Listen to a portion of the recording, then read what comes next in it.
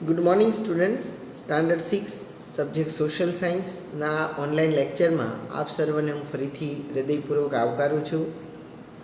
આપણે પાઠ 2 આદિમાનવથી સ્થાયી જીવનની સફર આ પાઠ છે એ આપણે ભણી રહ્યા છીએ. અત્યારે લાસ્ટ લેક્ચરની અંદર આપણે પાઠની અંદર વાત કરી હતી કે પહેલાંના સમયની અંદર જે આદિમાનવો હતા એ આદિમાનવોનું જે જીવન છે એ ભટકતું જીવન હતું.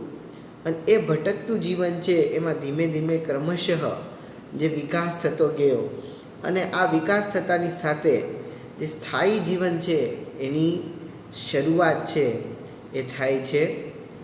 તો આજે આપણે જે ટૉપિક છે સ્થાયી જીવન, એમાં ભોજન, રહેઠાણ અને એનો પોશાક છે એના વિશે માહિતી મેળવવાની છે. એ પહેલાં આપણે જે કાલના લાસ્ટ લેક્ચરની અંદર જે ભણ્યા છીએ એ થોડું યાદ કરી લઈએ. તો આદિમાનવનું જે ભટકતું જીવન છે એની અંદર આપણે કાલે વાત કરી હતી કે પહેલાંના સમયની અંદર જ્યારે એક જગ્યાએથી બીજી જગ્યાએ જવું હોય ત્યારે લોકો પગપાળા જતા, કોઈ વાહનોની શોધ થઈ નહોતી. ધીમે ધીમે ક્રમશઃ એમાં પરિવર્તન આવ્યું અને આ જે આદિમાનવો છે એની જે બુદ્ધિશક્તિ છે એનો વિકાસ થયો અને ધીમે ધીમે અનેક પ્રકારની શોધ થઈ. એમાં સૌ પ્રથમ આપણે જે બળદગાડા છે, ચક્રની શોધ થઈ એટલે એમાંથી આપણે બળદગાડા છે એના દ્વારા એક જગ્યાએથી બીજી જગ્યાએ જવાની શરૂઆત કરી. ત્યાર પછી ધીમે ધીમે અગ્નિની શોધ થઈ. આવી જે ક્રાંતિકારી જે શોધ છે એના કારણે આજે આદિમાનવનું જે જીવન છે એ સ્થાયી જીવન બનતું ગયું અને એક વિકાસશીલ છે એ જીવન બનતું ગયું. આપણે કાલે જે ટૉપિક છે આદિમાનવનું જે ભટકતું જીવન એની અંદર આપણે વાત કરી હતી કે પહેલાંના સમયમાં એ લોકોની જે પ્રવૃત્તિ હતી એ શિકારી પ્રવૃત્તિ હતી. મોટાભાગનો જે એનો સમય હતો એ શિકાર કરવામાં જતો.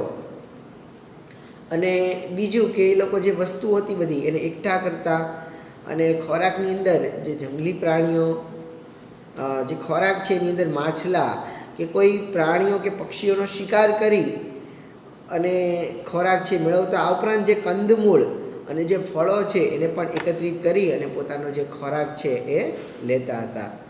અને આદિમાનવો છે એનું જે જીવન છે આવી રીતે આખો દિવસ જે ભટકતું જીવન જીવી અને આખો જે સમય છે એ લોકો વ્યતીત કરતા હતા. અને આ ઉપરાંત આપણે જોયું હતું કે પાલતુ પ્રાણીઓ છે એની સાથે એમને રાખતા અને જંગલી પ્રાણીઓ છે એનાથી રક્ષણ છે એ આ પ્રાણીઓને મળતું. આ ઉપરાંત આપણે કાલ જોયું હતું કે આદિમાનવો છે એને હથિયારોની અંદર જે પથ્થરો હોય એના હથિયારો, ત્યારબાદ લાકડાના હથિયારો અને જે ધાતુઓ છે એના હથિયારો છે એનો ઉપયોગ કરતા. પોતાના શરીરને ઢાંકવા માટે જે વૃક્ષોની છાલ અને પાંદડા અને જે પ્રાણીઓ છે બરાબર એની ખાલનો પણ એ લોકો ઉપયોગ કરતા હતા. આ રીતે જે સમય છે એને પાષાણ યુગનો સમય પણ કહેવામાં આવે છે કે એ સમયની અંદર જે પથ્થરો છે એની ટેકનોલોજી સાથે સંકળાયેલો હોવાથી એ સમયને પાષાણ યુગ તરીકે પણ ઓળખવામાં આવતો. અને આ ઉપરાંત આપણે આદિમાનવના જે વસવાટના સ્થળો છે એ પણ જોયા હતા. એની અંદર ખાસ તમે જોઈ શકો છો કે મધ્યપ્રદેશનું જે ભીમબેટકા છે આપણે ગુફા પણ કાલે જોઈ હતી ચિત્રમાં. આ ઉપરાંત આદિવાસીઓના ચિત્રો અને મહારાષ્ટ્રનું જે ઇનામ ગામ છે કે જેમાં પણ આદિમાનવો છે એના ઘણા બધા જે અવશેષો છે આપણને મળી આવ્યા છે. તો એની પણ આપણે વાત કરી હતી. આ ઉપરાંત અગ્નિ અને જે ચક્ર છે એનો ઉપયોગ અને એની જે શોધ થઈ એની આપણે વાત કરી હતી કે આજથી લગભગ 11,000 વર્ષ પહેલાં માનવી છે એને અગ્નિનો ઉપયોગ સૌપ્રથમ કર્યો હતો. અગ્નિનો ઉપયોગ કર્યો એના દ્વારા શું થયું હતું કે અગ્નિની મદદથી એ લોકો જે માંસ હતા, માંસ છે શિકાર કરીને લાવતા, એ માંસને પછી શેકીને ખાતા થયા. અને અગ્નિનો જે ઉપયોગ છે પ્રકાશ મેળવવા માટે કરતા અને જે જંગલી પ્રાણીઓ છે એની સામે પોતાનું રક્ષણ થાય એ માટે છે અગ્નિનો ઉપયોગ કરતા. અને ચક્રના ઉપયોગથી આગળ જતા વાહનો છે એની શોધ થઈ. અને ત્યારે તમે જોઈ શકો છો કે વિમાન દ્વારા આપણે એક સ્થળેથી બીજા સ્થળે થોડા સમયની અંદર પહોંચી શકીએ છીએ. ત્યારબાદ આપણે જોયું હતું કે બદલાતું જે પર્યાવરણ છે એની અંદર આપણે જે પોઈન્ટ જોયા હતા કે આજે તાપમાન છે એ વધતું ગયું છે, વનસ્પતિ છે અને જે ઘાસના જે ક્ષેત્રો ઊભા થયા છે, અને પરિણામે શું થયું છે કે ઘાસ ખાનારા જે હરણ, ઘેટા, બકરા જેવા તૃણાહારી પ્રાણીઓ છે એની સંખ્યા વધવા લાગી. અને આ જે લાભ છે આદિમાનવને એનો ચોક્કસ મળ્યો છે. આવા પ્રાણીઓ છે એની રીતભાતનો અભ્યાસ કરવા લાગ્યા અને એનો માનસિક વિકાસ છે પણ થવા લાગ્યો. અને સાથે સાથે ઘઉં, જવ, પછી જે અન્ય જે ધાન્યો હતા એના પણ સંપર્કમાં આવ્યા. એટલે પ્રકૃતિ સાથે આદિમાનવો છે સંપર્કમાં આવ્યા. સ્ત્રી અને પુરુષો બધા છે અનાજના દાણાઓ એકત્રિત કરવા માંડ્યા. અને એ લોકોને આ જે પ્રવૃત્તિ કરતા કૃષિની એમાં કુતૂહલ અને આનંદની લાગણી થતી. એટલે એમાં એને મજા આવતી. એટલા માટે એ લોકો ધાન્ય ઉગાડવા મળ્યા. એમાં પથ્થરોનો ઉપયોગ કરતા, કેમ કે જે ખેતી કરી હોય એને કાઢવા માટે, બરાબર, એને તોડવા માટે એ લોકો પથ્થરોના જે ઓજારો છે એનો ઉપયોગ કરતા. અને ખાસ તો નદી કિનારાની જે આસપાસનો પ્રદેશ હોય એની અંદર એ લોકો ધાન્ય છે ઉગાડવા લાગ્યા. અને ધીમે ધીમે આવી રીતે ખેતીની શરૂઆત થઈ. અને ધાન્ય ઉગતું હોય એની આસપાસ જ એ લોકો મકાન છે બનાવતા, ગારાના બનાવતા કે માટીના કે ઘાસના મકાનો બનાવતા. અને ત્યાં એ લોકોએ રહેવાનું શરૂ કર્યું. અને ક્રમશઃ એનું જે ભટકતું જીવન હતું એ બંધ થઈ ગયું. કેમ કે એક જગ્યાએથી બીજી જગ્યાએ જવામાં જ આખો દિવસ પસાર કરતા. એ ભટકતું જીવન છે એનું બંધ થઈ ગયું. અને એનો જે જીવન છે એનો અંત આવ્યો અને એક સ્થાયી જીવન છે એની શરૂઆત થઈ. આપણા પાઠનું નામ જ છે કે આદિમાનવના સ્થાયી જીવનની સફર. તો એક જગ્યાએ સ્થાયી થવાનું એમને બધાએ છે એ શરૂઆત કરી જીવનની. અને સ્થાયી જીવન એનો પ્રથમ સાથીદાર છે કોણ હતો? આપણે કાલે પણ વાત કરી હતી, કૂતરો. એ સિવાય ઘેટા, બકરા, ગાય, ભેંસ અને જે ભૂંડ જેવા જે પ્રાણીઓ હતા કે પશુઓ હતા એ પણ છે પરિચિત હતા. ધીમે ધીમે એના દ્વારા એમનું સમાયોજન થવા લાગ્યું. અને આ જે પાલતુ પશુઓ છે એને જંગલના હિંસક પ્રાણીઓથી રક્ષણ છે એ મેળવવા માટે પણ આ જે આદિવાસીઓ છે એમને ઉપયોગી થતા. અને ખેતીની સાથે સાથે એ લોકો પશુપાલનના વ્યવસાય સાથે પણ સંકળાયા. જો ખેતી તો પહેલાં શરૂઆત કરી દીધી અને ખેતીની શરૂઆત થવાથી સ્થાયી જીવનની શરૂઆત થઈ. અને ધીમે ધીમે પશુપાલન સાથે પણ આ લોકો સંકળાયા.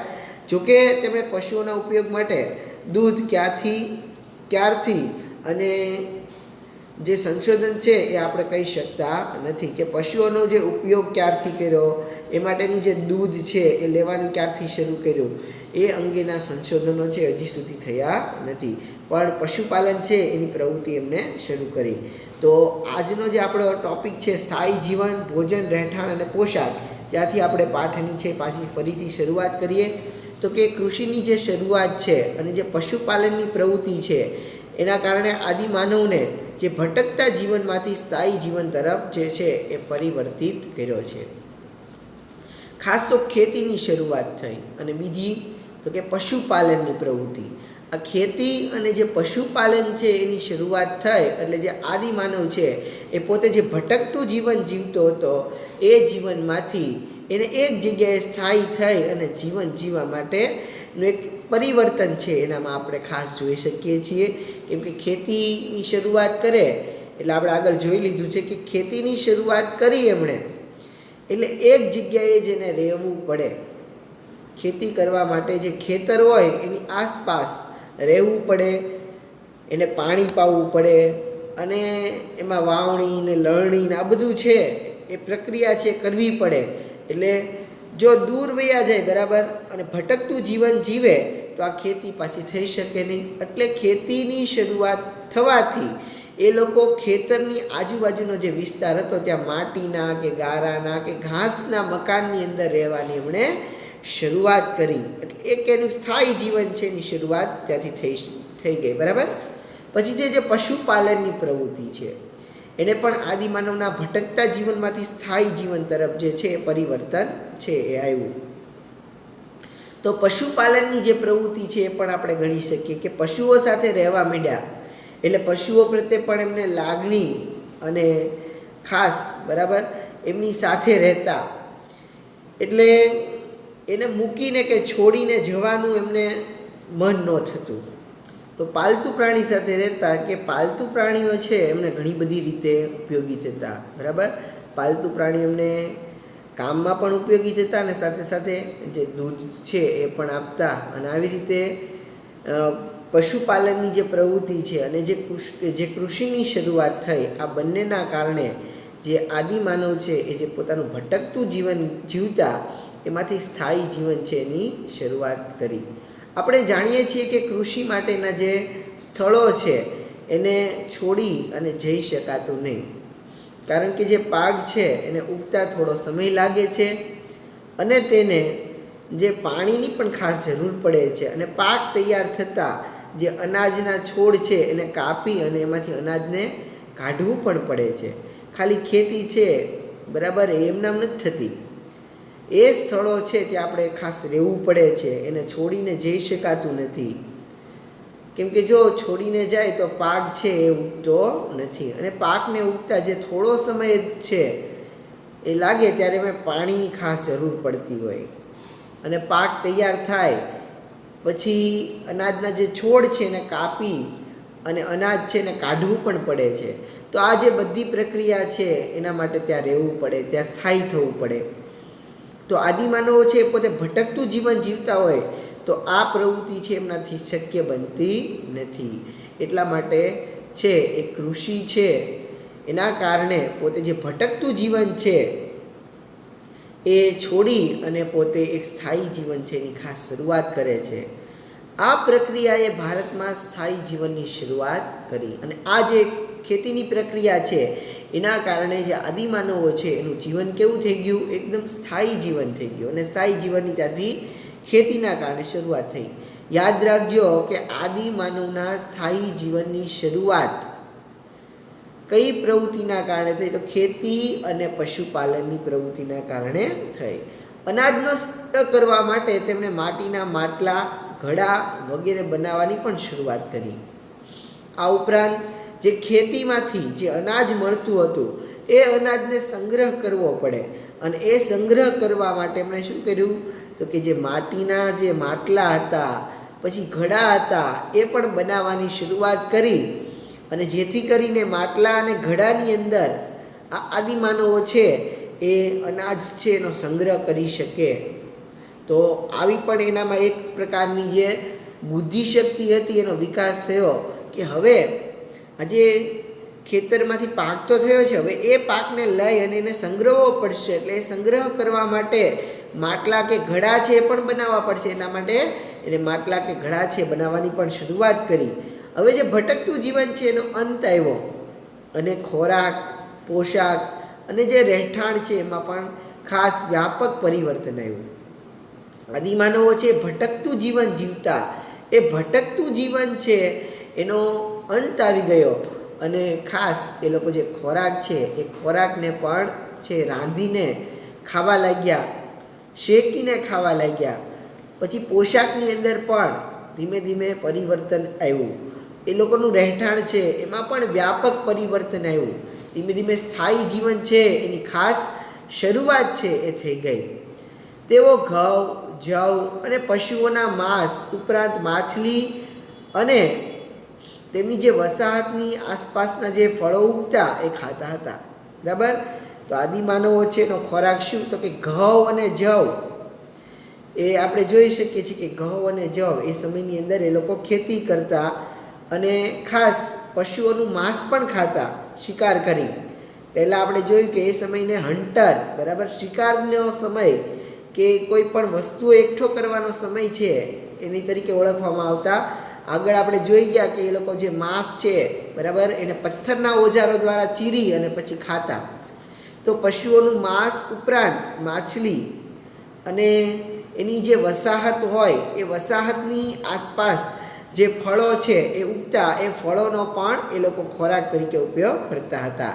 તો ખાસ યાદ રાખજો, આદિમાનવો છે એ ખોરાકમાં શું શું લેતા, તો ઘઉં, જવ, પશુઓનું માંસ ઉપરાંત માછલી અને તેઓની આસપાસની જે વસાહત હોય ત્યાં જે ફળો અને શાકભાજી ઉગતા એને પોતાના ખોરાકમાં લેતા.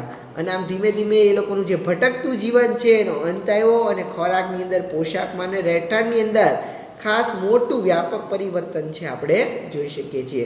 તો આવી રીતે સ્થાયી જીવન છે એની અંદર ભોજન, રહેઠાણ અને પોશાક આ દરેક વસ્તુ છે એમાં પરિવર્તન આપણે જોઈ શકીએ છીએ. અને આદિમાનવનું જે જીવન છે એ જીવન છે એ થોડું વધુ વ્યવસ્થિત અને આધુનિક બનતું ગયું. આગળ જોઈએ. ગારા માટી અને જે ઘાસના મકાનો છે એમાં આદિમાનવો રહેતા હતા. આદિમાનવો છે એ આપણે આગળ કીધું એમ કે ખેતી છે એ ખેતી કરવા લાગ્યા, અને ખેતી કરવા માટે ખાસ તો એક જગ્યાએ જ રહેવું પડે. કોઈ અલગ અલગ જગ્યાએ જો રહે બરાબર અને ભટકતું જીવન જીવે તો ખેતી ઉપર છે એ ખાસ ધ્યાન આપી શકતા નથી, અને ખેતી ઉપર ધ્યાન ન આપી શકે એટલે પાક મળતો નથી અને પોતાનો ખોરાક છે મેળવી શકતા નથી. એટલા માટે જે ખેતર હોય એની આજુબાજુમાં તે ગારા માટી અને જે ઘાસના મકાનો છે એની અંદર રહેવા લાગ્યા અને એક સ્થાયી જીવન છે એમની શરૂઆત કરી.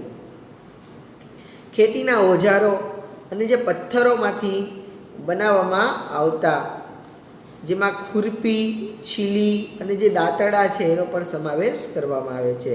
જે ખેતીના ઓજારો ખાસ એ લોકો બનાવતા, યાદ રાખજો કે પથ્થરોમાંથી બનાવતા હતા, જેની અંદર જે ખેતીના અલગ અલગ ઓજારો છે એની અંદર જે ખુરપી છે, છીલી અને દાંતરડા કે જેના દ્વારા એ લોકો જે ખેતી કરેલી હોય એ ખેતીને છે એ કાઢવા માટે, વાવવા માટે આ બધા જે સાધનો છે અલગ અલગ એનો ઉપયોગ કરતા હતા. નીચે આપેલું જે કોષ્ટક છે એ કોષ્ટકની અંદર અહીંયા આપણે ભારતની એવી જગ્યા બતાવવામાં આવી છે કે જ્યાં અનાજ, રહેઠાણ, એના ઓજારો અને જે પ્રાણીઓના અવશેષો છે એ મળી આવ્યા છે. એ કોષ્ટકની અંદર ખાસ ધ્યાન રાખજો કે જે કોષ્ટક છે એની અંદર આપણે જોઈ શકીએ છીએ કે અનાજ, રહેઠાણ અને ઓજાર અને જે પ્રાણીઓ છે બરાબર એના અને ક્યાંથી મળી આવ્યા છે આપણે જોઈએ તો ખાસ તો ઘઉં, જવ, ઘેટા, બકરા અને જે પથ્થરના ઓજારો છે એ આપણને મળી આવ્યા છે મેહરગઢ. મેહરગઢ છે એ હાલ પાકિસ્તાનમાં આવેલું છે, યાદ રાખજો. ઘઉં, જવ, ઘેટા, બકરા અને જે પથ્થરના ઓજારો છે એ આપણને મેહરગઢ હાલના પાકિસ્તાનમાંથી મળી આવ્યા છે. ત્યારબાદ છે ચોખા અને જે પ્રાણીઓના હાડકાં આપને મળી આવ્યા છે કોલ્ડીવા, ઉત્તર પ્રદેશમાં આવેલું છે કોલ્ડીવા બરાબર, કે ત્યાંથી આપણને ચોખા અને પ્રાણીઓના હાડકાં છે એ મળી આવ્યા છે. તો બધા આપણે જોઈએ છીએ એ આદિ માનવો દ્વારા એના જે અવશેષો છે બરાબર એ આપણને મળી આવેલા જે અવશેષો છે એની આપણે વાત કરીએ છીએ. તો ભારતની અને ભારતની આજુબાજુની એવી જગ્યાઓ બતાવવામાં આવી છે કે જ્યાં આપણને અનાજ, રહેઠાણ, ઓજારો અને પ્રાણીઓના અવશેષો મળી આવ્યા હોય. ત્યારબાદ છે ચોખા, ઘેટા, બકરા અને જે પથ્થરના ઓજારો છે એ આપણને મળી આવ્યા છે મહાગઢ, અને મહાગઢ આવેલું છે ઉત્તર પ્રદેશ બરાબર. ઉત્તર પ્રદેશ આપણા ભારતનું સૌથી વધુ વસ્તી ધરાવતું રાજ્ય બરાબર. આજે જ આપણે જોઈએ બરાબર કે ઉત્તર પ્રદેશની અંદર અયોધ્યાની અંદર જે મંદિર છે રામ ભગવાનનું એનું છે એ ઉદ્ઘાટન ખાતમુહૂર્ત છે કરવામાં આવ્યું છે. ઘણા બધા કરોડો રૂપિયાની અંદર આ જે મંદિર છે એ નિર્માણ પામવાનું છે. માનવ વસાહતની અંદર જોઈએ, માનવ વસાહત અને ગેંડો આ આપણને મળેલા છે લાંગણજ બરાબર. લાંગણજ આપણા ગુજરાતની અંદર આવેલું છે. ખાસ લાંગણજ છે એ પાણી માટે જાણીતું છે, ખંભાત સાઈડનું.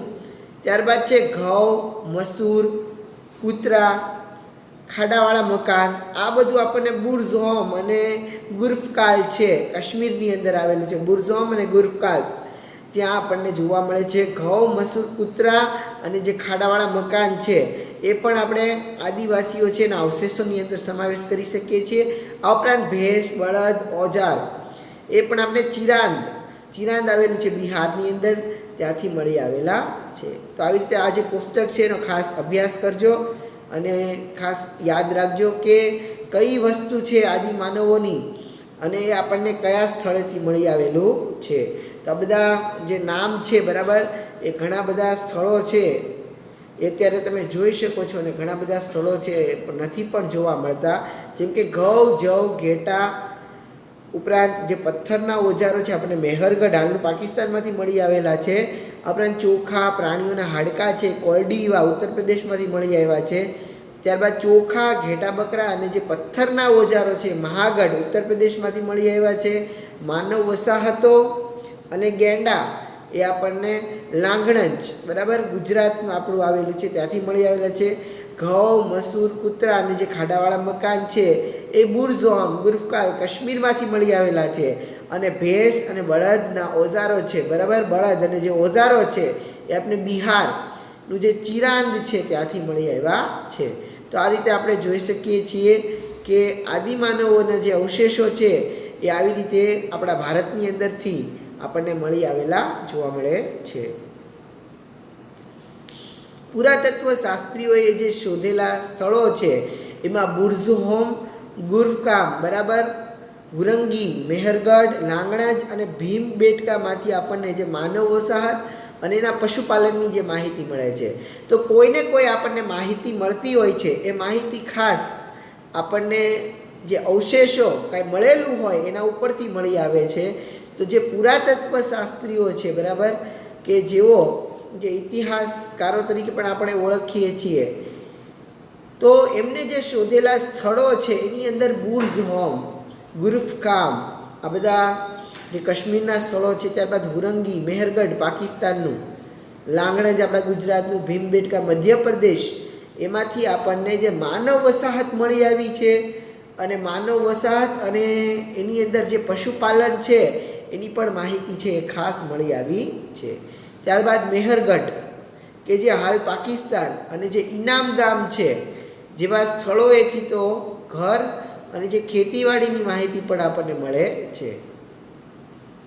અહીંયા તમે જે ટેક્સ્ટ બુકની અંદર પણ ચિત્ર આપેલું છે 2.4નું, બરાબર, અને આ સ્ક્રીન ઉપર પણ તમે જોઈ શકો છો 2.4 મેહરગઢ, બરાબર, મેહરગઢ છે હાલ પાકિસ્તાન અને ઇનામ ગામ, આપણું ઇનામ ગામ છે મહારાષ્ટ્રમાં આવેલું છે. ખાસ એની ઘણી બધી વિશેષતાઓ છે ઇનામ ગામ અને જે મેહરગઢ છે એની.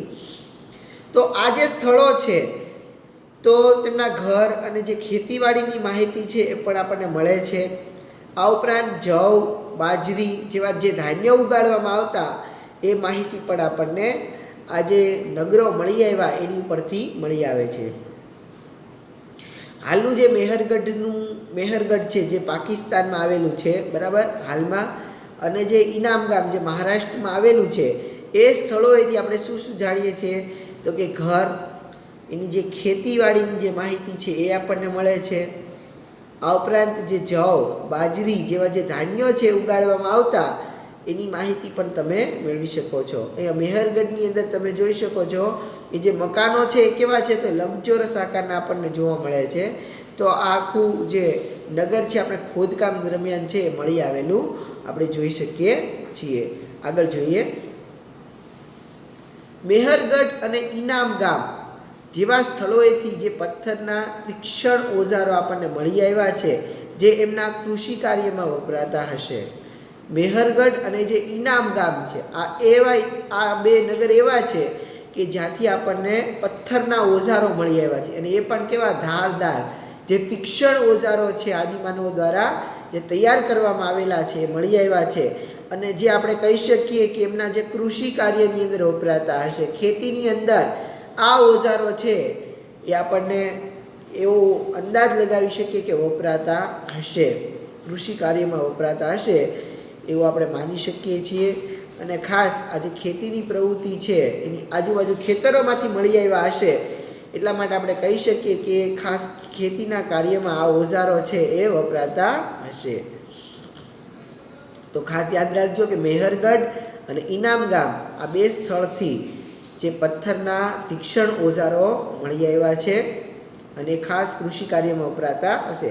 પ્રાચીન સમયની અંદર મેહરગઢ એ ભારતનું સૌથી પ્રાચીન ગામ ગણી શકાય. પહેલાં જે મેહરગઢ છે એ ભારતનું નગર હતું, ભારતનું જે પ્રાચીન ગામ આપણે એને ગણી શકીએ છીએ. પણ હાલની અંદર એ પાકિસ્તાનની અંદર છે, કેમ કે ભાગલા પડ્યા પછી મેહરગઢ છે એ પાકિસ્તાનની અંદર આપણને જોવા મળે છે.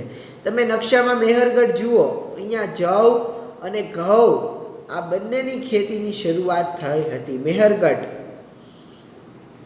બરાબર. યાદ રાખજો કે ઘઉં અને જવની ખેતીની શરૂઆત ક્યાંથી થઈ હતી? આપણે પંજાબને ઘઉંનો ભંડાર ગણીએ છીએ, પણ શરૂઆત થઈ છે મેહરગઢથી, બરાબર. ઘઉંની અને જવની ખેતીની શરૂઆત તમે નકશાની અંદર પણ ખાસ શોધજો, બરાબર. મેહરગઢ આ તમને કામ આપું છું. ન જડે તો તમે ગૂગલ મેપ છે, બરાબર, એની અંદર પણ મેહરગઢ લખજો એટલે તમને મળી જશે. અને તમારે બધાએ મેહરગઢ શોધવાનું છે કે જ્યાંથી આપણે ત્યારે બધા ઘઉં ને જવ ને બધા આપણે રોટલી ખાઈએ છીએ, બરાબર. એ રોટલી છે, બરાબર, ઘઉં, એની ખેતીની શરૂઆત છે મેહરગઢથી થઈ હતી. તેઓ ઘેટા બકરા પાળતા, ખેતી કરતા અને અનાજનો સંગ્રહ પણ કરતા હતા. જે આદિમાનવો છે એ આદિમાનવો આપણે આગળ પણ જોયું હતું કે પશુપાલનની પ્રવૃત્તિઓ કરતા. અને જે પાલતુ જે પ્રાણીઓ હોય એ પાલતુ પ્રાણીઓ એમની સાથે રહેતા. એમાં પણ ખાસ ઘેટા, બકરા, કૂતરા, બરાબર. એમાં આપણે પહેલું જ જે વફાદાર જે સાથીદાર પ્રાણી છે એ કૂતરાને ગણી શકીએ છીએ. ઘેટા બકરા પાળતા, ખેતી કરતા અને અનાજનો સંગ્રહ છે એ પણ કરતા હતા, બરાબર. યાદ રાખજો, ઘેટા બકરા અને પાળતા એ લોકો, આ ઉપરાંત ખેતીની પ્રવૃત્તિ કરતા અને જે અનાજ છે એને સંગ્રહ કરવાની જે પ્રવૃત્તિ છે એ પણ એ લોકો દ્વારા કરવામાં આવતી હતી. આ ખાસ બાબતો છે, બધી નોંધ રાખજો. અહીંથી જે પ્રાણીઓ છે એના હાડકાં પણ આપણને મળી આવ્યા છે. અને તેઓ લંબચોરસ ઘરની અંદર રહેતા હતા. મેહરગઢની અંદરથી પ્રાણીઓના હાડકાં પણ મળી આવ્યા છે, એટલે કે તેઓ હાડકાંનો પણ ઓજાર તરીકે ઉપયોગ કરતા હશે. તેઓ લંબચોરસ ઘરમાં રહેતા. હમણાં જ આપણે જોયો, બરાબર, આકૃતિ જે 2.4 આપી હતી મેહરગઢની અંદર, ટેક્સ્ટ બુકમાં પણ તમારે આપેલી જ છે 2.4 આકૃતિ. એની અંદર જોજો, જે મકાન છે એ કેવા છે તો લંબચોરસ આકારના ઘરો છે અને એની અંદર આદિવાસીઓ છે નિવાસ કરતા. ઘરમાં અનાજનો સંગ્રહ કરવા માટે નાના નાના કોઠારો પણ મળી આવ્યા છે, એ પણ તમે જોઈ શકો છો, બરાબર. મેહરગઢમાં મળી આવેલા જે પુરાવા મુજબ તેઓ મૃત્યુ પામનારને માન સન્માનથી દફનાવતા અને અહીંથી આવા ઘણા બધા પુરાવા પણ મળી આવ્યા છે. મેહરગઢની અંદર એક ખાસ ખાસિયત છે કે જે પુરાવા મળી આવ્યા છે એ પુરાવા મુજબ જે મૃત્યુ પામતા ત્યાં એ લોકોને માન સન્માનથી દફનાવવામાં આવતા, બરાબર. અને અહીંથી એવા ઘણા બધા પુરાવાઓ પણ મળી આવ્યા છે કે માન સન્માન સાથે જે મૃત્યુ પામે એને દફનાવવામાં આવતા હોય. આ બાબતને પણ ખાસ યાદ રાખજો. આગળ જોઈએ.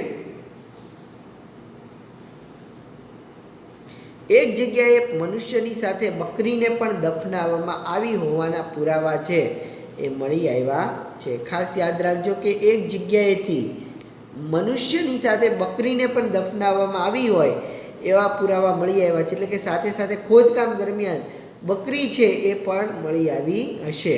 અને એની ઉપરથી કહી શકાય કે મનુષ્ય અને જે પ્રાણીઓ છે એ બંને વચ્ચે ખૂબ પ્રેમ રહેલો હશે. એ સમયની અંદર પાલતુ પ્રાણીઓ છે એ પાલતુ પ્રાણીઓને આદિવાસીઓ ખૂબ પ્રેમ કરતા અને સાથે પોતાની રાખતા. અને આપણે આગળ જોયું કે જંગલી પ્રાણીઓ છે એની સામે રક્ષણ આપવા માટે પણ આદિવાસીઓ છે મદદ કરતા. આવી રીતે જે મહારાષ્ટ્રનું ઇનામ ગામ છે એ પણ ખૂબ આ રીતે અવશેષો ધરાવતું એક નામ આપણને નામચીન સ્થળ છે જ્યાંથી બાળકોના મૃતદેહના અવશેષો મળ્યા છે. આ ઇનામ ગામની અંદરથી આપણને બાળકો છે એના મૃતદેહના અવશેષો ખાસ મળી આવ્યા છે. અને ગોળ આકારના જે ઘર છે એ ઘરની અંદર લોકો રહેતા એ સમયમાં. જો યાદ રાખજો, મહારાષ્ટ્રનું જે ઇનામ ગામ છે એ ઇનામ ગામની અંદર જે લોકો રહેતા એ ઘર ગોળ આકારના હતા. જ્યારે જે આપણે આગળ જોયું, બરાબર, આગળનો ટોપિક, એ આગળના ટોપિકની અંદર જે ઘર હતા એ ઘર કેવા હતા તો આગળના ટોપિકની અંદર જે ઘર હતા, બરાબર, મેહરગઢની અંદર એ લંબચોરસ હતા. જ્યારે ઇનામ ગામ છે એની અંદર લોકો ગોળ આકારના ઘરમાં રહેતા, પશુપાલનની પ્રવૃત્તિ કરતા અને ખેતીના પાકમાં બાજરી અને જવ છે એને ઉગાવતા હતા, બરાબર. પશુપાલનની પ્રવૃત્તિ કરતા અને સાથે સાથે જે ખેતીના પાકો બાજરી અને જવ એને ખાસ પકવતા હતા. અને આ રીતે તમે જોઈ શકો છો કે આ ઇનામ ગામ અને જે મેહરગઢ છે એ બંનેની અંદર આપણે જોઈ શકીએ કે ખાસ આ જે પશુપાલનની પ્રવૃત્તિ અને જે ખેતીની પ્રવૃત્તિ છે એ કરવામાં આવી અને એના કારણે જે સ્થાયી જીવન છે એની ખાસ શરૂઆત થઈ. તો આ રીતે જે મેહરગઢ અને ઇનામ ગામ છે એની અંદર ખાસ આપણે જોઈ શકીએ છીએ કે સ્થાયી જીવન છે એની શરૂઆત છે એ થઈ છે. તો વિદ્યાર્થી મિત્રો, આજે પાઠ છે બરાબર, આદિમાનવના જે સ્થાયી જીવનની શરૂઆત, એ પાઠ છે આપણે અત્યારે પૂર્ણ કરીએ છીએ. આ પાઠની અંદર જે આપણે ટૉપિક ભણ્યા એ ટૉપિકને ખાલી આપણે એક વખત છે એ જોઈ લઈએ, એટલે આ પાઠ છે આપણે પૂર્ણ કરશું. અને ત્યારબાદ આ પાઠના જે પ્રશ્નો છે એ પણ હું તમને અહીંયાથી આપણે જે ક્લાસમાં પ્રશ્નોત્તરી કરતા હોય એમ અલગ અલગ પ્રશ્નો છે પૂછીશ, બરાબર? તમારે એનો જવાબ આપવાનો છે. તો ખાસ આપણે આ પાઠની અંદર શું શું ભણ્યા એ જોઈ લઈએ એક વખત. તો ખાસ તો આ પાઠની અંદર આપણે જે શરૂઆત કરી હતી કે આદિમાનવથી સ્થાયી જીવનની જે સફર છે, એ સફરની અંદર અહીંયા તમે ખાસ જોઈ શકો છો કે પહેલાંના સમયની અંદર જે આદિમાનવો હતા એ ભટકતું જીવન જીવતા હતા, શિકારની પ્રવૃત્તિ કરતા હતા અને આખો દિવસ પોતાનો એવી રીતે જ છે એ પસાર કરતા હતા. પછી ધીમે ધીમે એ લોકો છે એ શિકારની પ્રવૃત્તિની સાથે સાથે જે પ્રાણીઓ, માછલીઓ અને જે પક્ષીઓનો શિકાર કરતા અને સાથે સાથે ફળોને એકત્રિત કરી અને પોતાનો ખોરાક મેળવતા હતા. ખોરાકની શોધમાં એક જગ્યાએથી બીજી જગ્યાએ જતા અને જે હરણ, ઘેટા બકરા જેવા પ્રાણીઓ છે એ સરળતાથી મારી શકાતા હોવાથી એક જગ્યાએથી બીજી જગ્યાએ ભટકી અને પોતાની જે જરૂરિયાત છે એને પૂરી કરતા અને ખાસ તો જ્યાં પાણી હોય એવી જગ્યાએ રહેવાનું પસંદ કરતા હતા. ભારતના જે આદિમાનવ છે એના જે વસવાટના સ્થળો છે એ પણ આપણે જોયા હતા કે જેની અંદર બરાબર ખાસ તો જે કાશ્મીરનું બુર્જ હોમ છે, ગુલ્ફકાલ છે અને ભીમબેટકા છે, ઇનામ ગામ છે, મેહરગઢ છે, આવા અલગ અલગ જે સ્થળો છે ત્યાં એ લોકો છે વસવાટ કરતા. ત્યાંથી આપણને ઘણા બધા અવશેષો પણ મળી આવ્યા છે. અને આદિમાનવો છે પથ્થર, લાકડાના હથિયાર અને જે ઓજારો છે એનો ઉપયોગ કરતા અને હાડકાના ઓજારો છે એનો પણ ઉપયોગ કરતા હતા. અને એ સમય છે ને પાષાણ યુગ તરીકે ઓળખવામાં આવે છે, કેમ કે પથ્થરની ટેકનોલોજી સાથે સંકળાયેલો એ સમય હતો. પથ્થરનો ઉપયોગ ક્યાં કરતા હતો કે વનસ્પતિને કાપવા માટે, પ્રાણીઓને ચીરવા અને એની જે ચામડી છે ને કાઢવા માટે આદિમાનવો છે વૃક્ષની છાલ અને જે પ્રાણીઓના જે ચામડા છે એનો પણ શરીર ઢાંકવા માટે ખાસ ઉપયોગ કરતા હતા. આપણે ભારતના નકશામાં પણ આ જે અલગ અલગ જે સ્થળો છે જે આદિમાનવ વસવાટ કરતા હતા એને પણ આપણે જોયા હતા. અને જ્યાં સારા અને મોટા પ્રમાણમાં પથ્થરો, લાકડા અને પાણી મળી રહે એવા સ્થળે એ લોકો રહેવાનું પસંદ કરતા. વરસાદ અને જંગલી પ્રાણીઓ છે એનાથી પોતાનું રક્ષણ કરવા ગુફાની અંદર રહેતા, ને એ પણ પ્રાકૃતિક ગુફાની અંદર.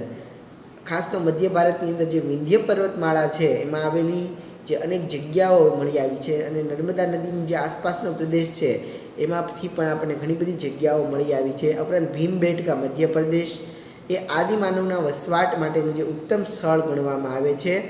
અને એની જે ગુફાઓ છે અને એમાં પણ આદિમાનવો દ્વારા દોરવામાં આવેલા જે ચિત્રો છે, પક્ષીઓ, હરણ, લાકડાના ભાલા, વૃક્ષો અને જે માનવના લગભગ 500 જેટલા ચિત્રો છે પણ આપણે મળી આવ્યા છે, જે પ્રાકૃતિક રંગો વડે દોરવામાં આવેલા છે.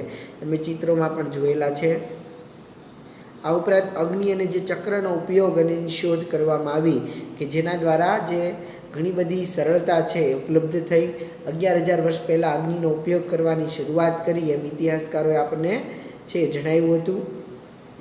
આદિમાનવો છે એ ખાસ તો ગુફામાં રહેતા અને અગ્નિથી પણ પરિચિત હતા.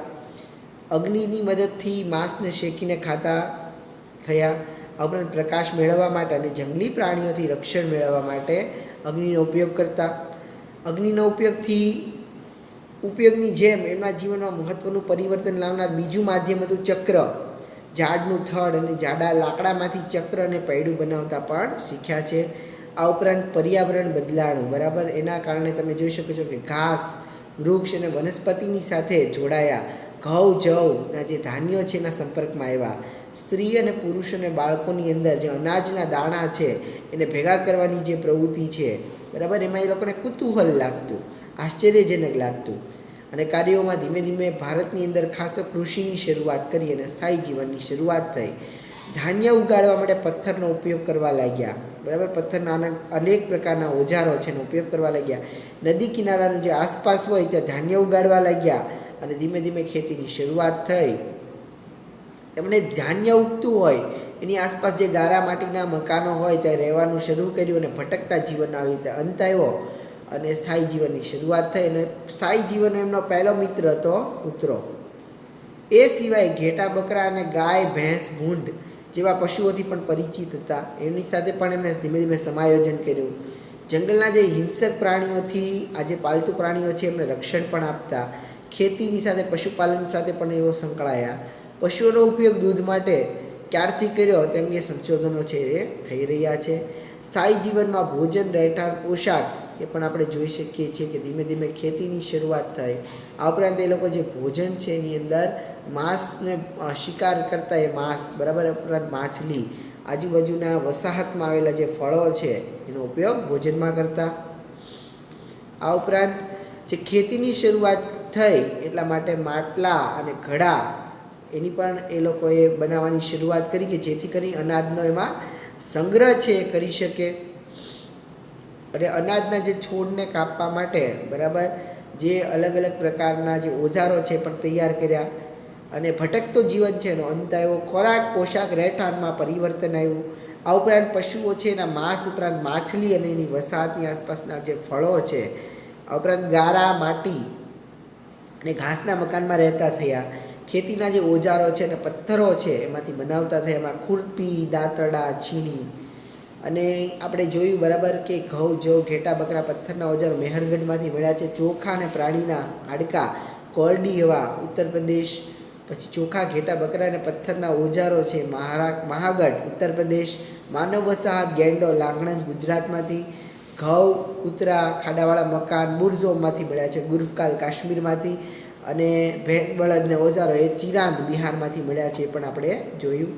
ત્યારબાદ જે પુરાતત્વ શાસ્ત્રીઓ છે એમણે બુરઝોમ, ગુર્ફકામ, પછી વૃંગી, મેહરગઢ, લાંગણજ અને ભીમબેટકામાંથી ઘણી બધી મસાહતો છે એ પણ મળી છે. પશુપાલનની પણ માહિતી મળે છે. મેહરગઢ જે હાલનું પાકિસ્તાન અને જે ઇનામ ગામ છે એ સ્થળોએથી એમના ઘર અને ખેતીવાડીની માહિતી પણ મળી છે. જવ અને બાજરી જેવા ધાન્યો પણ એ સમયમાં મેહરગઢમાં ઉગાડવામાં આવતા. મેહરગઢ અને ઇનામ ગામ જેવા જે સ્થળો છે ત્યાંથી પથ્થરના તીક્ષ્ણ ઓજારો મળી આવ્યા છે જે એમના કૃષિ કાર્યમાં વપરાતા. મેહરગઢ એ ભારતનું સૌથી પ્રાચીન ગામ ગણાતું. અને ઘઉંની ખેતી ત્યાંથી શરૂ થઈ. ઘેટા બકરા છે એ પાળવામાં આવતા, ખેતી કરવામાં આવતા, અનાજનો સંગ્રહ કરવામાં આવતો. હાડકાં પણ મળી આવ્યા છે. લંબચોરસ ઘર હતા એ સમયની અંદર મેહરગઢની અંદર. નાના નાના ઘઉં અનાજ સાચવવાના કોઠારો પણ મળી આવ્યા છે. મેહરગઢમાં મળી આવેલા જે પુરાવા છે એ મુજબ મૃત્યુ પામનારને માન સન્માનથી દફનાવવામાં આવતા અને અહીંથી આવા ઘણા બધા પુરાવા પણ મળી આવ્યા છે. અને સાથે સાથે એ જગ્યાએથી મનુષ્યની સાથે બકરીને પણ દફનાવવામાં આવી હોય એવા પુરાવા મળ્યા છે. ઇનામ ગામ કે જેની અંદર ગોળ ગોળ ઘર આવેલા છે ત્યાં બાળકોના મૃતદેહના અવશેષો મળી આવ્યા છે.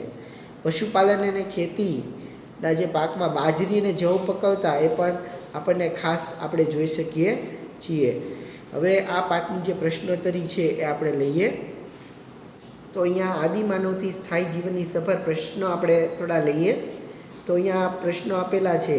પ્રશ્નો છે એ તમે બને તો લખતા જજો બુકમાં સાથે સાથે, બરાબર.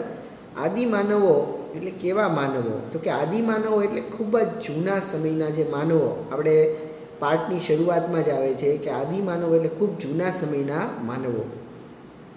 આદિમાનવો શેમાંથી બનાવેલા ઓજારો છે એનો ઉપયોગ કરતા હતા? તો આદિમાનવો છે પથ્થરના, લાકડાના અને હાડકાના બનાવેલા જે ઓજારો છે એનો ખાસ ઉપયોગ કરતા હતા, બરાબર. યાદ રાખજો આ બધા પ્રશ્નોના જવાબ. ત્યાર પછી છે આદિમાનવના સમયને પાષાણ યુગ શાથી કહેવાય છે? તો ભટકતું જીવન જીવતા આદિમાનવો છે એ પથ્થરની ટેકનોલોજી સાથે સંકળાયેલા હોવાથી તેને પાષાણ યુગ તરીકે ઓળખવામાં આવે છે. ખાસ યાદ રાખજો કે ભટકતું જીવન જીવતા જે આદિમાનવો છે એ પથ્થરની ટેકનોલોજી સાથે સંકળાયેલા હોવાથી એ સમયને પાષાણ યુગ તરીકે ઓળખવામાં આવે છે. આદિમાનવો કેવા સ્થળોએ રહેવાનું પસંદ કરતા હતા? તો આદિમાનવો છે પથ્થરો, લાકડા અને પાણી મળી રહે તેવા સ્થળોએ રહેવાનું પસંદ કરતા હતા, બરાબર. કે જ્યાંથી લાકડા મળે, પથ્થર મળે અને પાણી મળે એવા સ્થળોએ આદિમાનવો રહેવાનું પસંદ કરતા હતા. વરસાદ અને જંગલી પ્રાણીઓથી બચવા આદિમાનવ ક્યાં રહેતા હતા? તો કુદરતી ગુફામાં. એમાં પણ ખાસ આપણે ભીમબેટકાની ગુફા જોઈ શકીએ છીએ. તો વરસાદ, જંગલ અને પ્રાણીઓથી બચવા માટે આદિમાનવો પ્રાકૃતિક કુદરતી ગુફામાં રહેતા હતા. આદિમાનવની ગુફાઓ ક્યાંથી મળી આવી છે? તો કે મધ્ય ભારતની અંદર જે વિંધ્ય પર્વતમાળા છે એમાં નર્મદા નદીની જે આસપાસનો વિસ્તાર છે ત્યાંથી આપણને ગુફાઓ મળી આવી છે. આદિમાનવોનો વસવાટ માટેનું ઉત્તમ સ્થળ કયું માનવામાં આવતું હતું? તો જે ભીમબેટકાની ગુફા છે એ આદિમાનવના વસવાટ માટેનું ઉત્તમ સ્થળ છે એ માનવામાં આવતું હતું. આ ખાસ યાદ રાખજો. ભીમબેટકા, મધ્યપ્રદેશ. ત્યાર પછી આગળ જોઈએ. ભીમબેટકાની ગુફામાંથી શું મળી આવ્યું છે? તો આદિમાનવોએ દોરેલા જે પક્ષીઓ, હરણો, ભાલા અને જે માનવના 500 જેટલા ચિત્રો છે એ ભીમબેટકાની ગુફામાંથી છે મળી આવેલા જોવા મળે છે. ભીમબેટકાની ગુફામાંથી મળી આવેલા જે માનવના ચિત્રો એ કયા રંગ વડે દોરેલા છે? તો જે ભીમબેટકાની ગુફામાંથી મળી આવેલા જે માનવ ચિત્રો છે એ પ્રાકૃતિક રંગો વડે દોરેલા છે. એ સમયે કાંઈ કલર નહોતા. કયા સ્થળેથી માનવની જે ગુફા છે એમાંથી રાખના અવશેષો મળી આવ્યા છે? તો દક્ષિણ ભારતની અંદર જે કન્નુલ છે એમાંથી જે આદિમાનવની ગુફામાંથી રાખના અવશેષો છે એ મળી આવ્યા છે. ખાસ યાદ રાખજો, દક્ષિણ ભારતના કન્નુલની જે ગુફા છે, બરાબર, ત્યાંથી રાખના અવશેષો મળી આવ્યા છે. આપણે જે બાળી અને રાખ થાય ને એ. આજથી લગભગ કેટલા વર્ષ પહેલાં આદિમાનવે અગ્નિનો ઉપયોગ છે એની શરૂઆત કરી હતી? તો 11,000 વર્ષ પહેલાં અગ્નિની શરૂઆત થઈ હતી. યાદ રાખજો, આજથી લગભગ 11,000 વર્ષ પહેલાં આદિમાનવોએ અગ્નિનો ઉપયોગ શરૂ કર્યો હતો. ત્યાર પછી આપણે ખબર છે કે અગ્નિના ઉપયોગથી એ લોકોએ ખોરાક રાંધવાનું શરૂ કર્યું. આ ઉપરાંત પ્રકાશ મેળવવાનું અને જંગલી પ્રાણીઓ છે એની સામે રક્ષણ મેળવવાનું છે શરૂ થયું. આદિમાનવોના જીવનમાં કઈ શોધ ક્રાંતિકારી પરિવર્તન કર્યું? ક્રાંતિકારી પરિવર્તન અગ્નિની શોધથી આવ્યું, બરાબર. કેમ કે અગ્નિની શોધથી પ્રકાશ, આ ઉપરાંત જંગલી પ્રાણીઓથી રક્ષણ અને ખોરાક રાંધવા માટેની સવલત ઊભી થઈ અને આમ ક્રાંતિકારી શોધ છે આપણે કહી શકીએ છીએ. ત્યારબાદ આગળ આદિમાનવો છે એ અગ્નિનો શો ઉપયોગ કરતા હતા? તો આદિમાનવ છે અગ્નિનો કઈ રીતે શો ઉપયોગ કરતા? તો ખોરાક પકવવા માટે, હિંસક પ્રાણીઓને ભગાડવા માટે અને ગુફામાં પ્રકાશ મેળવવા માટે ઉપયોગ કરતા હતા. અગ્નિની શોધ જેવી જ મહત્ત્વની અન્ય શોધ કઈ છે? તો અગ્નિની શોધ જેવી છે એવી જ મોટામાં મોટી બીજી શોધ છે ચક્રની શોધ, કે એના દ્વારા અલગ અલગ જે વાહનો છે, બરાબર, એની શોધ થઈ. પહેલાં સૌપ્રથમ ચક્ર શોધાયું. એ ચક્ર ઉપરથી કુંભાર છે માટીના જે વાસણો છે એ પણ બનાવતા થયો. અને ત્યારબાદ આપણે બળદગાડા અને અલગ અલગ પ્રકારના જે પ્રાણીઓથી ચાલતા ગાડા, અને ધીમે ધીમે એમાં પણ પરિવર્તન આવ્યું અને અત્યારે આપણે મોટા મોટા વાહનો પણ જોઈ શકીએ છીએ.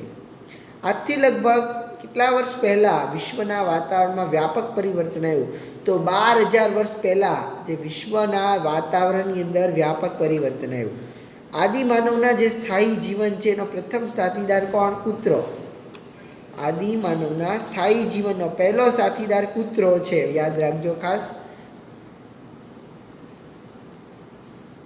આગળ જોઈએ તો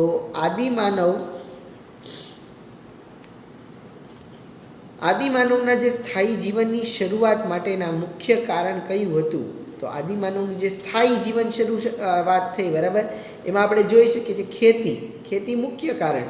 પછી ધીમે ધીમે પશુપાલનની પ્રવૃત્તિ થઈ. તો ખેતીના કારણે એ લોકો ત્યાં ને ત્યાં ખેતરની આજુબાજુ રહેવા માંડ્યા, સ્થાયી થવા માંડ્યા. એટલે આપણે સ્થાયી જીવનની શરૂઆત માટેનું મુખ્ય કારણ ખેતી ગણી શકીએ. મેહરગઢ હાલમાં ક્યાં આવેલું છે? મેહરગઢ હાલમાં આવેલું છે પાકિસ્તાનમાં. કોલ્ડીવા છે એ હાલમાં ક્યાં આવેલું છે? તો ઉત્તર પ્રદેશ, આપણા ભારતની અંદર, બરાબર. મહાગઢ એ પણ ક્યાં આવેલું છે? એ પણ ઉત્તર પ્રદેશમાં આવેલું છે. જ્યાંથી આપણને આદિવાસીઓ દ્વારા અલગ અલગ જે પ્રકારના અવશેષો છે મળી આવ્યા છે.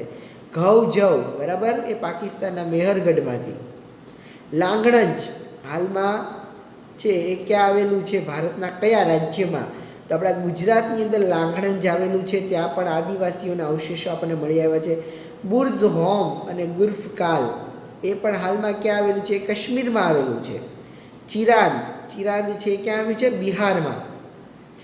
આદિમાનવના જે તીક્ષ્ણ હથિયારો કયા સ્થળથી મળી આવ્યા છે? તો મેહરગઢ અને ઇનામ ગામ મહારાષ્ટ્ર અને મેહરગઢ છે બરાબર એ પાકિસ્તાન. ખાસ મેહરગઢની એક વિશેષતા કે ત્યાં લંબચોરસ ઘર અને ઇનામ ગામ છે એની અંદર છે એ આવેલા છે ગોળ ઘર છે બરાબર. અને ખાસ આપણને આ જે બે નગરો છે એની અંદરથી મેહરગઢની અંદરથી બકરી કે એવા અવશેષો મળી આવ્યા છે મૃત્યુ પામેલા, અને ઇનામ ગામમાંથી જે બાળકો છે એ મૃત્યુ પામેલા હોય એવા મળી આવ્યા છે. પ્રાચીન સમયમાં ભારતનું સૌથી પ્રાચીન ગામ કયું હતું? તો મેહરગઢ. યાદ રાખજો, પ્રાચીન ગામ મેહરગઢ હતું. ઘઉં અને જવની ખેતી સૌપ્રથમ ક્યાં શરૂ થઈ હતી? તો ઘઉં અને જવની ખેતી સૌપ્રથમ મેહરગઢ હાલનું પાકિસ્તાનમાં શરૂ થઈ હતી. અનાજનો સંગ્રહ કરવાના કોઠાર ક્યાંથી મળી આવ્યા છે? તો મેહરગઢ પાકિસ્તાનની અંદર બરાબર અનાજના જે સંગ્રહ કરવા માટેના કોઠારો છે મળી આવે છે. કેમ કે અનાજ છે એ પાક તો થયો, પણ પાક છે એને સંગ્રહ કરવા માટે આદિમાનવો દ્વારા બરાબર કોઠારો છે એ પણ બનાવવામાં આવ્યા છે, એ પણ મેહરગઢ પાકિસ્તાનમાં મળી આવ્યા છે. ત્યારબાદ જે માટીના જે અલગ અલગ જે કુંડા અને એ પણ મળી આવ્યું છે. કયા સ્થળેથી મનુષ્યની સાથે મૃત્યુ બાદ બકરીને પણ દફનાવવામાં આવી હતી? તો મેહરગઢ પાકિસ્તાન, કે જ્યાં મનુષ્યની સાથે સાથે બકરીને પણ દફનાવવામાં આવી હતી. કંઈક માન્યતા હશે અથવા તો પ્રાણીઓ સાથેનો પ્રેમ હશે એમ આપણે ગણી શકીએ છીએ. ઇનામ ગામ નામના સ્થળ છે એ ક્યાં આવેલું છે? ઇનામ ગામ તો મહારાષ્ટ્રમાં આવેલું છે. તો મહારાષ્ટ્રના ઇનામ ગામના લોકો કેવા મકાનમાં રહેતા હતા? તો ગોળ આકારના ઘરમાં એ લોકો રહેતા હતા. મેહરગઢ જે પાકિસ્તાનના લોકો છે એ કેવા આકારના મકાનમાં રહેતા? તો જે મેહરગઢ પાકિસ્તાનના લોકો છે એ લંબચોરસ આકારના ઘરમાં રહેતા હતા. આદિમાનવ કેવું જીવન જીવતા હતા? તો આદિમાનવ છે એ ભટકતું જીવન છે જીવતા હતા. સ્થાયી જીવનથી આદિમાનવ છે એ કેવી પ્રવૃત્તિ કરતો હતો? તો ખેતી, કૃષિ, પશુપાલનની જે અને અનાજ સંગ્રહ કરવાની જે પ્રવૃત્તિ છે એ સ્થાયી જીવનથી આદિમાનવ છે કરવા લાગ્યો. ખાસ યાદ રાખજો, ખેતીની શરૂઆત થઈ સ્થાયી જીવનથી, પશુપાલન અને અનાજના સંગ્રહ કરવાની જે પ્રવૃત્તિ છે એની શરૂઆત સ્થાયી જીવનથી કરવામાં આવી છે. તો આ રીતે આપણે જોઈ શકીએ છીએ. તો વિદ્યાર્થી મિત્રો, આ પાઠ છે એના પ્રશ્નો છે એ પણ આપણે જોઈ લીધા છે. આજનું ખાસ હોમવર્ક તમારે નોંધવાનું રહેશે. તો આજના હોમવર્કની અંદર ખાસ નોંધી લેજો, આ પાઠ છે બીજો પાઠ આદિમાનવના સ્થાયી જીવનની સફર, એ તમારે એનો જે સ્વાધ્યાય છે એ હોમવર્ક બુકની અંદર લખવાનો રહેશે. પાઠ 2નો જે સ્વાધ્યાય છે એ ટેક્સ્ટ બુકનો સ્વાધ્યાય તમારે લખવાનો રહેશે. આવતા લેક્ચરની અંદર આપણે સ્વાધ્યાય પોથી લેખન છે એ કરશું. તો વિદ્યાર્થી મિત્રો, આજના દિવસ માટે બસ આટલું જ. ફરીથી નવા લેક્ચરમાં પાછા મળશું. આવજો. Thank you so much.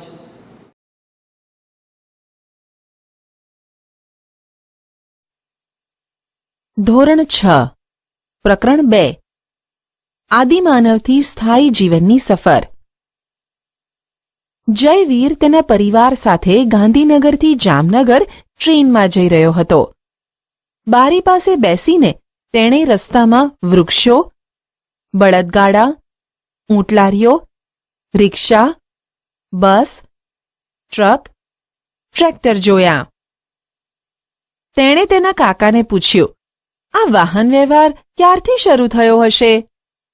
તેના કાકાએ તેની પીઠ પર હાથ મૂકીને કહ્યું કે આપણે જે રેલવેમાં મુસાફરી કરીએ છીએ તે ભારતમાં આશરે 150 વર્ષથી જ ચાલે છે, અને તું જે વાહનો રસ્તા પર જુએ છે તેમાં બળદગાડા સૌથી જૂના છે.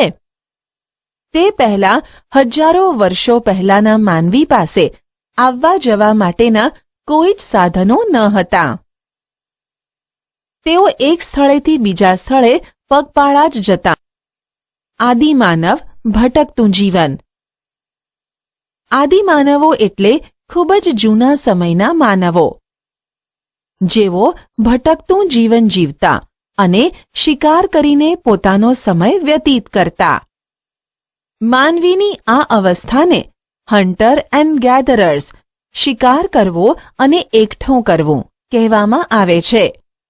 તેઓ હરણ જેવા જંગલના પ્રાણીઓ, માછલીઓ અને પક્ષીઓનો શિકાર કરી તેમજ કંદમૂળ અને ફળોને એકત્રિત કરી ખોરાક મેળવતા.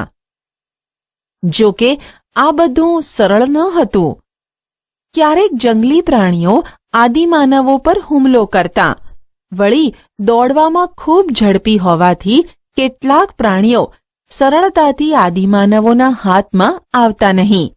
એટલે ખોરાકની શોધમાં આદિમાનવો એક સ્થળેથી બીજા અને બીજાથી ત્રીજા સ્થળે ભટકતા રહેતા.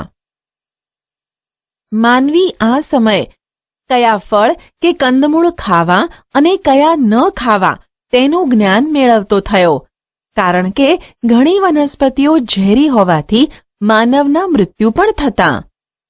હરણ, ઘેટા, બકરા જેવા પ્રાણીઓને સરળતાથી મારી શકાતા હોવાથી આદિમાનવો તેમને શોધવા એક જગાએથી બીજી જગાએ ભટકતા રહેતા.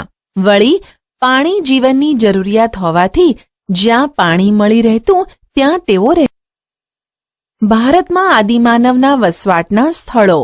પુરાતત્વશાસ્ત્રીઓ, નૃવંશશાસ્ત્રીઓ અને ઇતિહાસકારોએ મળીને ભારતના આદિમાનવના વસવાટના અનેક સ્થળો શોધી કાઢ્યા છે. સાથે સાથે તેઓ જે ઓજારો વાપરતા તેની માહિતી પણ શોધી કાઢી છે. તેઓ પથ્થર અને લાકડાના હથિયારો અને ઓજારોનો ઉપયોગ કરતા. ક્યારેક હાડકાના ઓજારોનો પણ ઉપયોગ કરતા. શિકારી અને ભટકતું જીવન જીવતા માનવો પથ્થરની ટેકનોલોજી સાથે સંકળાયેલા હોવાથી આ સમયને પાષાણ યુગ કહેવામાં આવે છે. ચિત્ર 2.1માં બતાવેલા પથ્થરોનો ઉપયોગ વનસ્પતિ કાપવા અને પ્રાણીઓને ચીરીને તેમની ચામડી કાઢવા થતો. આદિમાનવો વૃક્ષની છાલ અને પ્રાણીઓના ચામડાનો શરીર ઢાંકવા ઉપયોગ કરતા. અગ્નિ અને ચક્રનો ઉપયોગ અને શોધ. દક્ષિણ ભારતના કુર્નૂલમાં મળી આવેલી આદિમાનવોની ગુફામાંથી રાખના અવશેષો મળ્યા છે, જે દર્શાવે છે કે તેઓ અગ્નિથી પરિચિત હશે. આજથી લગભગ 11,000 વર્ષ પહેલા માનવી અગ્નિનો ઉપયોગ કરવા લાગ્યો હતો, તેમ ઇતિહાસકારો જણાવે છે. અગ્નિના ઉપયોગે તેમના જીવનમાં ક્રાંતિકારી પરિવર્તન કર્યું, કારણ કે અગ્નિની મદદથી તેઓ માંસને શેકીને ખાઈ શકતા. અગ્નિનો ઉપયોગ પ્રકાશ મેળવવા માટે કરતા, તેમજ તેના ઉપયોગથી જંગલી પ્રાણીઓથી તેઓ પોતાનું રક્ષણ કરી શકતા. ચર્ચા કરો. આજના આપણા જીવનમાં પણ આપણને અગ્નિ વિના ચાલે છે? અગ્નિના ઉપયોગની જેમ જ તેમના જીવનમાં મહત્વનું પરિવર્તન લાવનાર માધ્યમ હતું ચક્ર. ઝાડના થડ અને જાડા લાકડામાંથી તેઓ ચક્ર એટલે કે પૈડું બનાવતા શીખ્યા. બદલાતું પર્યાવરણ. આજથી લગભગ 12,000 વર્ષો પહેલા વિશ્વભરના વાતાવરણમાં વ્યાપક પરિવર્તન આવ્યું. દુનિયાના અનેક ક્ષેત્રોમાં તાપમાન વધતા વનસ્પતિ અને ઘાસના ક્ષેત્રો ઊભા થયા. તેને પરિણામે ઘાસ ખાનારા હરણ, ઘેટાં, બકરા જેવા તૃણાહારી પ્રાણીઓની સંખ્યા વધવા લાગી. તેનો લાભ આદિમાનવોને ચોક્કસ મળ્યો. તેઓ આવા પ્રાણીઓની રીતભાતોનો અભ્યાસ કરવા લાગ્યા અને આમ તેમનો માનસિક વિકાસ પણ થવા લાગ્યો. વાતાવરણમાં આવેલ પરિવર્તનને કારણે ઘાસ, વૃક્ષો, વનસ્પતિની સાથે સાથે ઘઉં, જવ અને અન્ય ધાન્યોના સંપર્કમાં તેઓ આવ્યા. પથ્થરના ઉપયોગથી સ્ત્રીઓ, પુરુષો અને બાળકો અનાજના દાણા એકત્રિત કરતા. કુતૂહલ વૃત્તિથી થયેલા આ કાર્યોએ ધીમે ધીમે ભારતમાં કૃષિની શરૂઆત કરી. લોકો ધાન્ય ઉગાડવા પથ્થરનો ઉપયોગ કરવા લાગ્યા. નદીના કિનારાની આસપાસ ધાન્ય ઉગાડવા લાગ્યા અને ધીમે ધીમે કૃષિની શરૂઆત થતાં તેમણે ધાન્ય ઉગતું હોય તેની આસપાસ ગારા, માટી, ઘાસના મકાનોમાં રહેવાનું શરૂ કર્યું અને ક્રમશઃ તેમના ભટકતા જીવનનો અંત આવ્યો અને સ્થાયી જીવનની શરૂઆત થઈ. તેમના સ્થાયી જીવનનો પ્રથમ સાથીદાર કે મિત્ર કૂતરો હતો. તે સિવાય તેઓ ઘેટાં, બકરા અને ગાય, ભેંસ, ભૂંડ જેવા પશુઓથી પણ પરિચિત હતા. ધીમે ધીમે તેમણે તેમની સાથે પણ સમાયોજન શરૂ કર્યું. આવા પાલતુ પશુઓનું તેઓ જંગલના હિંસક પ્રાણીઓથી રક્ષણ કરતા. આમ તેઓ ખેતીની સાથે સાથે પશુપાલન સાથે સંકળાયા. જો કે તેમણે પશુઓનો ઉપયોગ દૂધ માટે ક્યારથી કર્યો તે અંગે સંશોધન થઈ રહ્યું છે. સ્થાયી જીવન, ભોજન, રહેઠાણ, પોશાક. કૃષિની શરૂઆતે અને પશુપાલન પ્રવૃત્તિએ આદિમાનવને ભટકતા જીવનમાંથી સ્થાયી જીવન તરફ પરિવર્તિત કર્યો. આપણે જાણીએ છીએ કે કૃષિ માટેના સ્થળોને છોડીને જઈ શકાતું નથી, કારણ કે પાકને ઉગતા થોડો સમય લાગે છે, તેને પાણીની જરૂર પડે છે અને પાક તૈયાર થતાં અનાજના છોડને કાપીને તેમાંથી અનાજ કાઢવું પડે છે. આ પ્રક્રિયાએ ભારતમાં સ્થાયી જીવનની શરૂઆત કરી. અનાજનો સંગ્રહ કરવા તેમણે માટીના માટલા, ઘડા વગેરે બનાવવાની પણ શરૂઆત કરી. હવે ભટકતા જીવનનો અંત આવતાં તેમના ખોરાક, પોશાક અને રહેઠાણમાં વ્યાપક પરિવર્તન આવ્યા. તેઓ ઘઉં, જવ અને પશુઓના માંસ ઉપરાંત માછલી અને તેમની વસાહતની આસપાસના ફળો ખાતા. ગારા, માટી અને ઘાસના મકાનોમાં રહેતા. ખેતી કરતા. ખેતીના ઓજારો પથ્થરોમાંથી બનાવતા, જેમાં ખુરપી, છીણી, દાતરડાનો સમાવેશ થાય છે. નીચે આપેલા કોષ્ટકમાં ભારતની એવી જગાઓ બતાવવામાં આવી છે જ્યાં અનાજ, રહેઠાણ, ઓજારો અને પ્રાણીઓના અવશેષો મળી આવ્યા છે. અનાજ, રહેઠાણ, ઓજાર, પ્રાણીઓ. સ્થળો: ઘઉં, જવ, ઘેટાં, બકરા, પથ્થરના ઓજારો. મેહરગઢ, હાલ પાકિસ્તાન. ચોખા, પ્રાણીઓના હાડકાં. કોલ્ડી હવા, ઉત્તર પ્રદેશ. ચોખા, ઘેટાં, બકરા, પથ્થરના ઓજારો. મહાગડા, ઉત્તર પ્રદેશ. માનવ વસાહત, ગેંડો. લાઘણજ, ગુજરાત. ઘઉં, મસૂર, કૂતરાં, ખાડાવાળા મકાન. બુર્જ હોમ અને ગુફક્રાલ, કાશ્મીર. ભેંસ, બળદ, ઓજારો. ચિરાંદ, બિહાર.